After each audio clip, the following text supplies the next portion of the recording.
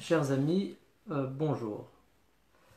J'aimerais continuer avec vous notre réflexion sur la Vierge Marie à partir de l'Écriture sainte, et notamment dans l'Évangile selon saint Luc, avec l'Annonciation et la Visitation.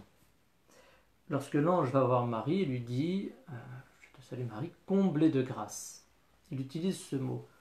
Le mot employé ici, en grec, est le mot « kekaritomene ». Ce mot comblé de grâce insiste sur l'action de Dieu.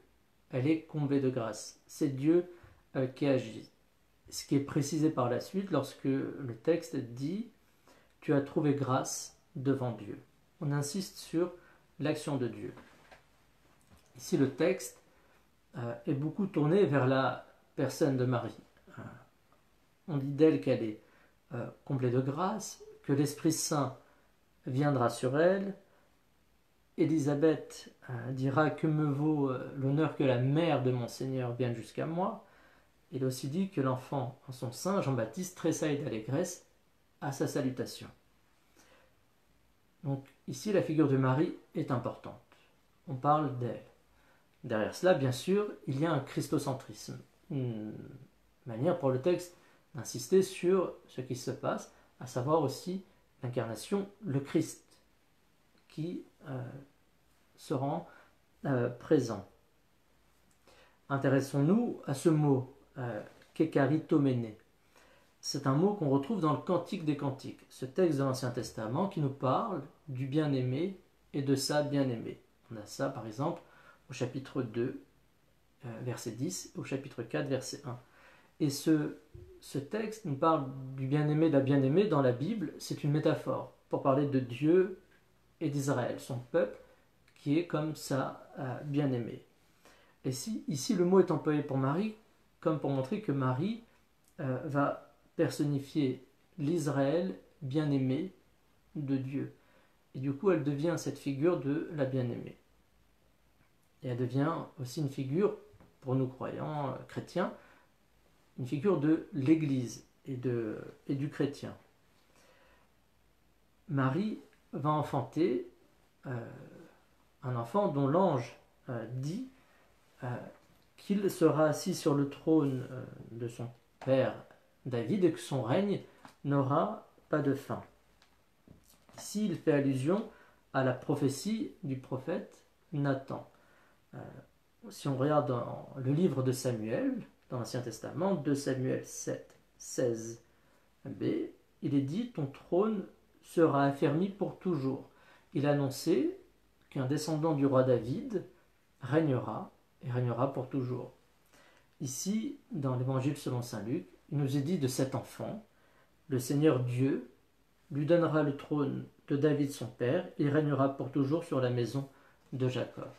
Ce descendant de David qui doit régner pour toujours, il nous est dit que c'est bien cet enfant qui va naître de Marie. Ajoutons qu'il y a une allusion qui est faite au livre de l'Exode. Dans le livre de l'Exode, au chapitre 40, lorsque Moïse construit l'arche, il va construire une arche pour que Dieu puisse être présent. Et il nous est dit que la nuée va venir et va recouvrir d'ombre cette arche et emplir l'arche. Ici, le mot qui est employé en grec est le mot épiskiazei. C'est le même mot qui est employé pour Marie. Dans l'Ancien Testament, Moïse a construit une arche où Dieu va se rendre présent à travers cette nuée. C'est la gloire de Dieu qui se rend présent. Et dans l'Évangile selon saint Luc, il nous est dit de l'Esprit Saint qu'il va recouvrir Marie et elle sera emplie de cette grâce. Elle aura en elle un être saint. Ici, il y a un parallèle très clair. Marie est comme l'arche, recouverte par l'Esprit Saint, la gloire de Dieu, et cet être saint qui vient en elle. On voit à la fois que cette nuée est comme au-dessus, elle couvre de son ombre, et en même temps qu'elle vient se rendre présent, bien au milieu de nous.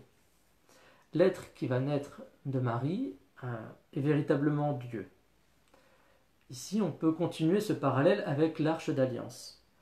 Par la suite, après l'Exode, toujours dans le livre de Samuel, au chapitre 6, deuxième livre de Samuel, chapitre 6, le roi David va conquérir Jérusalem et vouloir installer l'arche d'alliance à Jérusalem.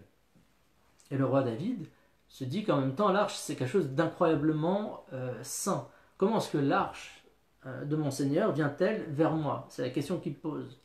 Et là, il a une sorte de crainte respectueuse pour ce qui est de voir l'arche venir à Jérusalem. Il pose cette question. C'est la même question qui est posée par Élisabeth, qui dit: comment la mère de mon Seigneur vient-elle vers moi?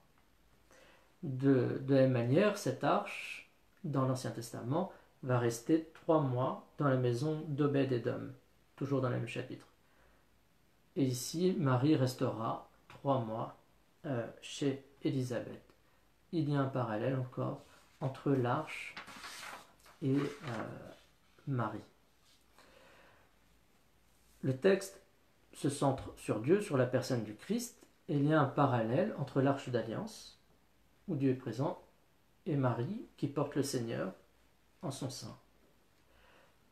Dans ce chapitre 6 du deuxième livre de Samuel, il nous est dit que l'arche va monter à Jérusalem, parce qu'on monte à Jérusalem, qui est une colline, mais c'est une symbolique aussi, on monte à Jérusalem. De la même manière, Marie va aller dans une ville de Juda, pour aller vers chez sa parente Élisabeth.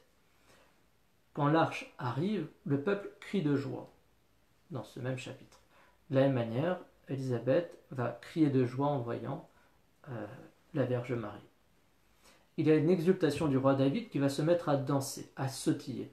Ici, le mot qui est employé pour cette danse du roi David est inhabituel, et c'est le même mot qui est employé pour Jean-Baptiste, qui à la salutation de Marie va tressaillir, sautiller d'allégresse dans le sein de sa mère. Il fait comme faisait le roi David devant l'arche. Et de nouveau, l'arche resta 3 mois chez Obed-Édom, et Marie reste 3 mois chez Élisabeth. Il y a un parallèle, cette arche qui dans l'Exode voit la présence de Dieu, cette arche qui va à Jérusalem, d'une certaine manière, est une image aussi de Marie, dans le sein de laquelle le Seigneur s'est fait présent, de Marie qui porte cet être saint. Ce qui nous permet de conclure en disant que le Seigneur qui était présent dans l'arche d'alliance, c'est le Seigneur qui s'est rendu présent dans le sein de Marie. Amen.